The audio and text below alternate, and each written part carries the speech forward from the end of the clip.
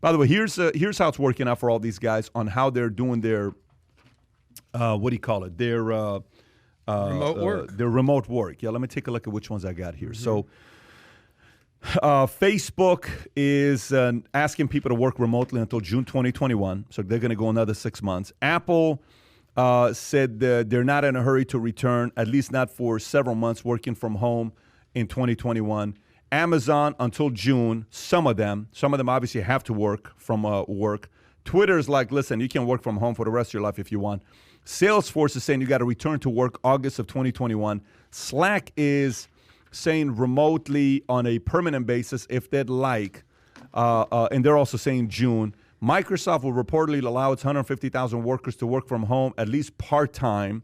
This is like a hybrid model. Reed Hastings is saying they won't open up most unless if people are, majority of the people are vaccinated. Interesting. So Hastings said he hasn't seen an upside of remote work. No, I don't see any positive. Not being able to get together in person, particularly internationally, is a pure negative. I've been super impressed at people's sacrifices, meaning he wants people to work from the office. Stripe is saying one-time bonuses. They're also kind of following the norm on what's taking place. I don't know about this working from home situation here. Let me give you a little perspective here, and I shout out to Kai for putting together all these lists of companies. But let me tell you some of the words that stuck out to me, and then I'll give you my opinion. Here's some of the words that we're using now when it comes to future of work that did not exist a year ago. You know, remote has been a thing, but WFH. I remember what the hell is WFH? Work from home, hybrid model, flexible schedule, virtual work, decentralized jobs. A collaboration day, like where you're working remotely for the 4 days a week, for example, and then 1 day a week you come in for a collaboration day. A relocation bonus, where if you're going to move, they might pay you less, but they'll give you a $20,000 relocation bonus. Now we're talking. We had a conversation a couple weeks ago about your employer might have the ability to mandate that you are vaccinated. But just to put it in perspective, here's a more of a macro historical perspective when it comes to work.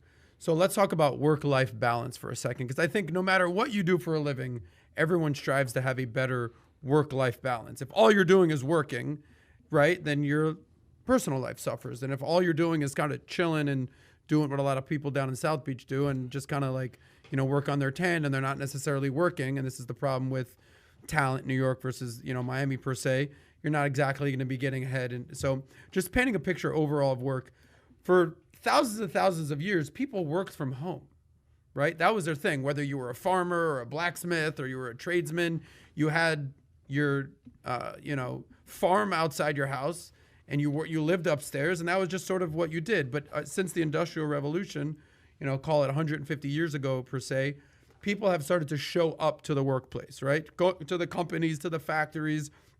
Leaving the house, it's almost like you had a double life. It's like you would kiss, we've all seen the Leave It to Beaver type shows where you'd kiss your kids goodbye in the 50s.